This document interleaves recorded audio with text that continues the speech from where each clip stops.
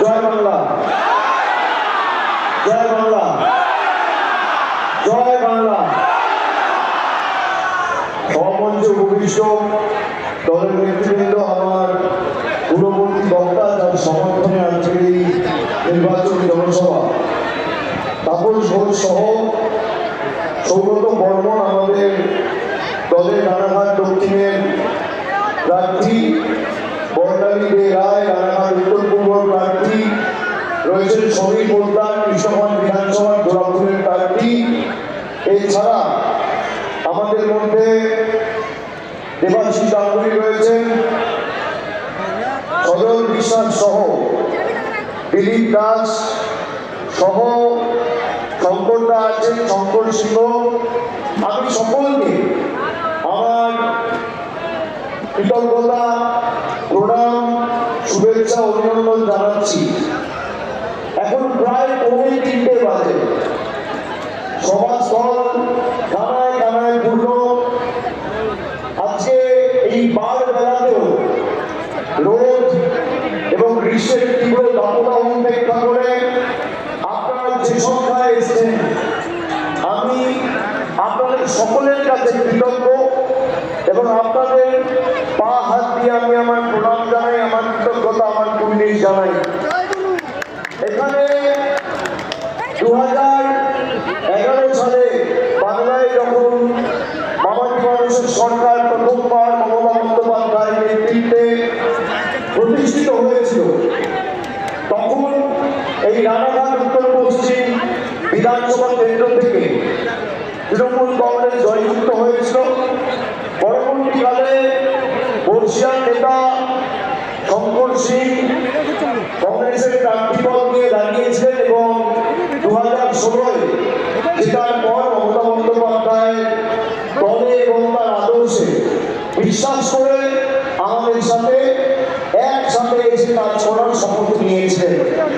2021 সালে আমরা প্রত্যাশিত বা আচরণের ফল এই রানাঘাট মহকুমায় একাধিক বিধানসভায় করতে পারিনি। এছাড়া 2019 সালে এই মহকুমার মানুষ দুহাত তুলে বিজেপিকে আশীর্বাদ করেছিল।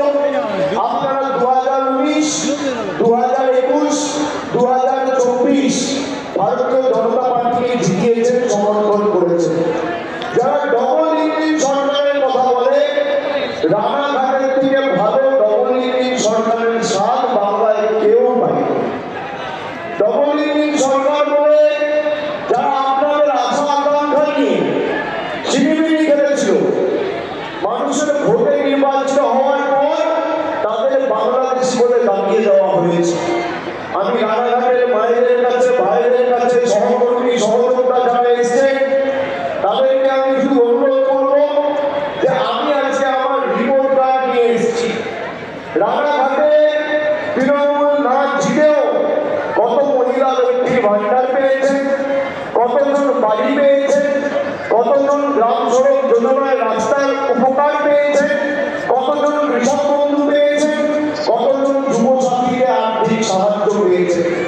এর সাথে 2011 সালে সরকার প্রতিষ্ঠিত হওয়ার পর রানাঘাট মহকুমা হাসপাতালে নতুন করে সুপার স্পেশালিটি ডক্টরের কাজ, চিকিৎসার প্রয়োজনীয় সরঞ্জামের আধুনিকীকরণ করার ক্ষেত্রে 25 কোটি টাকা আমাদের মামাটি মানুষের সরকার, তৃণমূলের সরকার খরচা করেছে। উন্নত মানের আউটডোর পরিষেবার পাশাপাশি ডিজিটাল এক্স-রে, ইসিজি ব্যবস্থাপনা, প্যাথোলজি ল্যাব, এসএনসিইউ এর মতো বেশ কিছু নতুন বিভাগ আমাদের সরকার চালু করেছে। রানাঘাট 1 নম্বর ব্লকে আনুলিয়া ও হবিবপুর গ্রাম পঞ্চায়েতের মাঝে সুরনি নদীর উপর 12 কোটি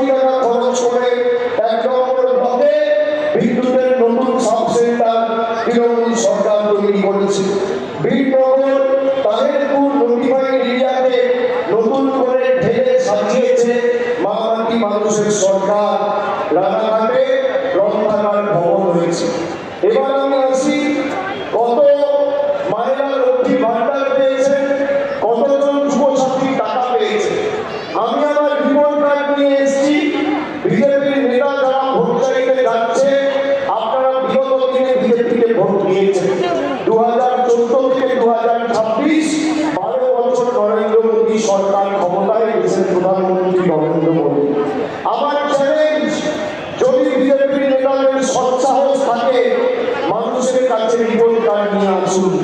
একদিকে আমি থাকবো, একদিকে আপনারা থাকবেন। একদিকে আপনি আপনার তথ্য নিয়ে আসবেন, আর একদিকে 15 বছরের মামাটি মানুষের সরকারের তথ্য নিয়ে আমি যাবো। আপনারা পরিসংখ্যান রাখুন মানুষের কাছে, যারা মানুষের ভোটে নির্বাচিত হয়েছে। মানুষের ভোটে নির্বাচিত হওয়ার পর মানুষের বাড়ির টাকা, রাস্তার টাকা, জলের টাকা, 100 দিনের শ্রমিকের টাকা সব বন্ধ করে দিয়েছে। দীর্ঘদিন এখানে রানাঘাটে আমার মনে আছে, এখানে আপনাদের একটা আন্ডারপাসের দাবি রয়েছে।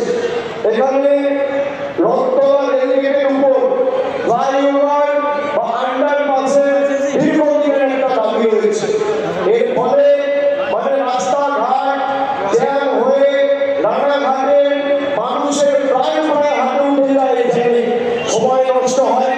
আমি চ্যালেঞ্জ করছি, যদি বিজেপির কোন নেতা দেখাতে পারে রেল কেন্দ্রীয় সরকারের একটা কোন চিঠি কোন নেতা বা কোন এমপি বা পার্লামেন্টে তোলা বা তাদের কোন কেন্দ্র সরকারের প্রতিনিধি এসে এই রানাঘাটের বুকে গত 7 বছরের বিজেপি জেতার পর একটা বৈঠক করেছে, আমি রাজনীতিতে পা রাখবো না, রাজনীতিতে